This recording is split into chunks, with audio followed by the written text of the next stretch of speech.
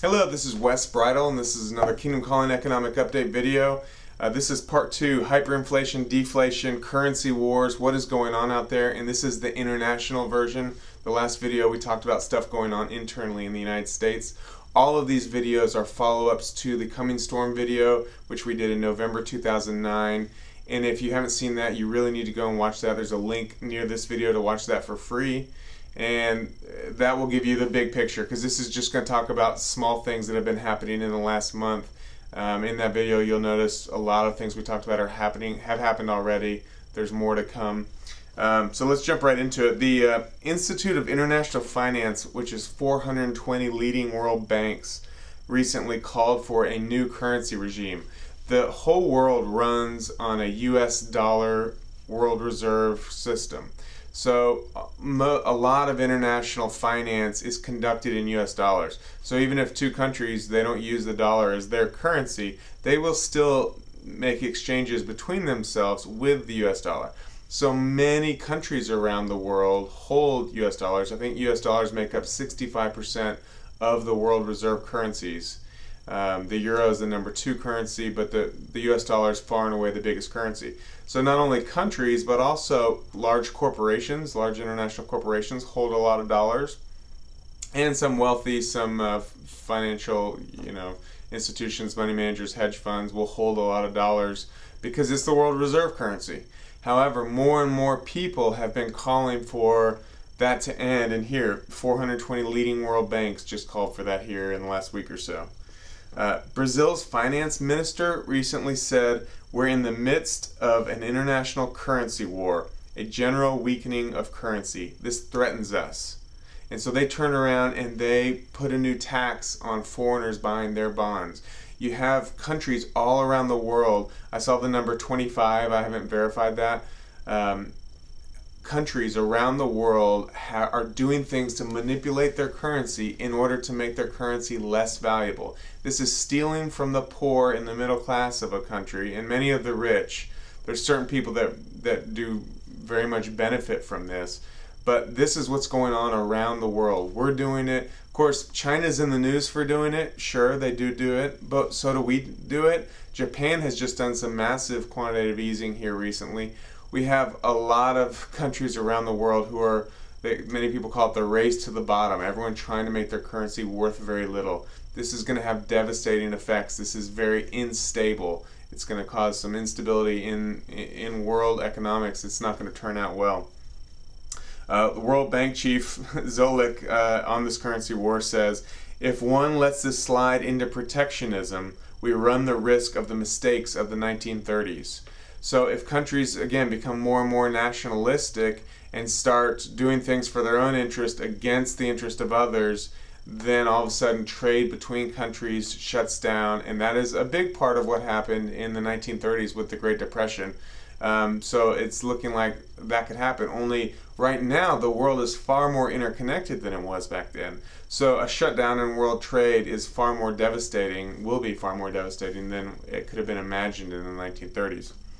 The IMF, the International Monetary Fund, met last weekend to fix the currency tensions that were going on, because there's some, I don't know if you're aware of it, just sitting here in America, we don't really notice these things too much. We only use dollars, but there are some serious currency tensions going on around the world. Everyone's getting angry at everyone else. Everyone's trying to bring their own currency down, but it's impossible for every country to make their own currency worth less. And yet that's what everyone's trying to do. That goes to the instability of the situation. But the IMF met last weekend to fix this situation. They failed to reach any kind of an agreement. Now, I said central banks wanted to devalue, and it's impossible because they all want to devalue against the US dollar, but the US dollar is wanting to devalue itself. So it's impossible. One thing that central bankers want to do is create a new world currency that they can all devalue against.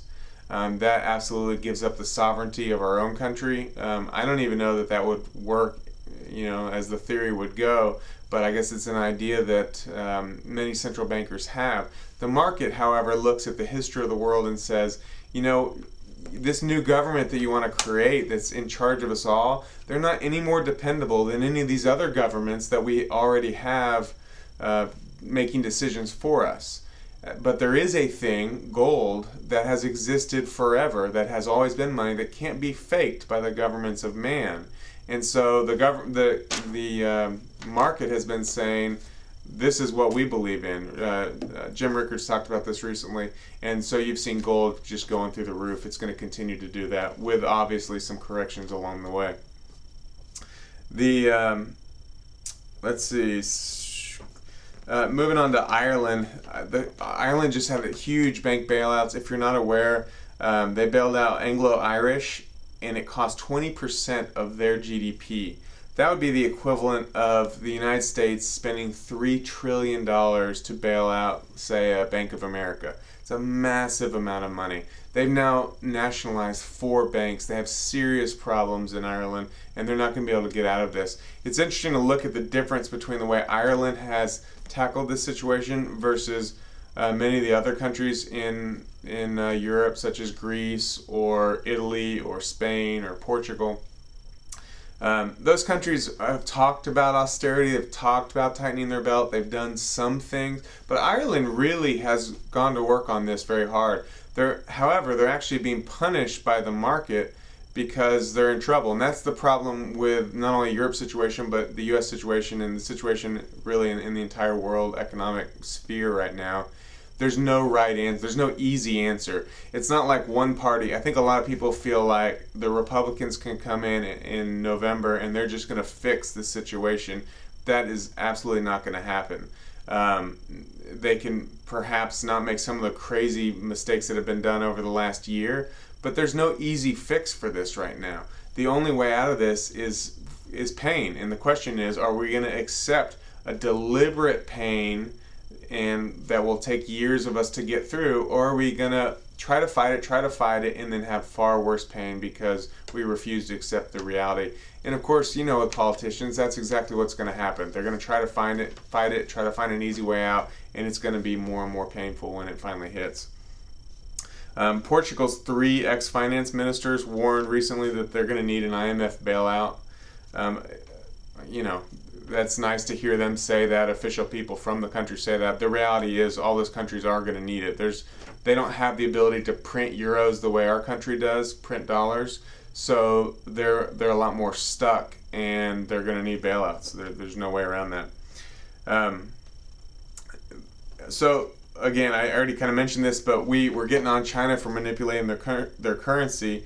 I think the Telegraph pointed out that 2/3 of the countries making up 2/3 of the world's economy are all currency manipulating. So there's only about 1/3 of the world's economy in countries that isn't manipulating their currencies right now, trying to make them less valuable.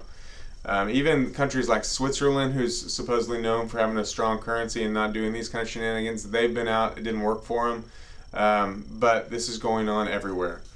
And then finally, this is the scariest thing yet. There's meetings held between Gulf Arabs, China, Russia, Japan, France, using those countries. I think not starting with the ruble, they want to conduct oil trade in a new basket of currencies, including gold, with those countries' currency instead of the dollar.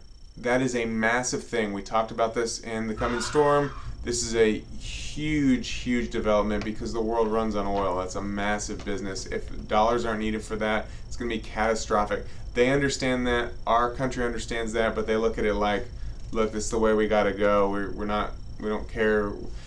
You know, people in those countries, China, France, whatever country it is, their first concern is not the good of the U.S. They're concerned about themselves just like we're concerned about ourselves. And yet we keep doing such foolish things that put them in the position where for their own good they need to disengage from us. That's a very dangerous thing. When the dollar is not wanted in the world, they will come flooding back. Our government has to continue borrowing money with deficits, with debt. When nobody wants that, interest rates spike through the roof. So we have massive amounts of money coming in, interest rates going through the roof. It means that to buy anything of value in the world that has a world market, it will take massive amounts of dollars, more than it does today. This is a very scary reality, and it's not very far away. Don't know exactly how far, but things are moving in that direction. You really do need to prepare. Again, if you haven't seen The Coming Storm, I highly recommend you watch it. Reach out if you have any questions for us. Just reach out to me, Wes at KingdomCalling.com. Thanks for watching, and God bless you.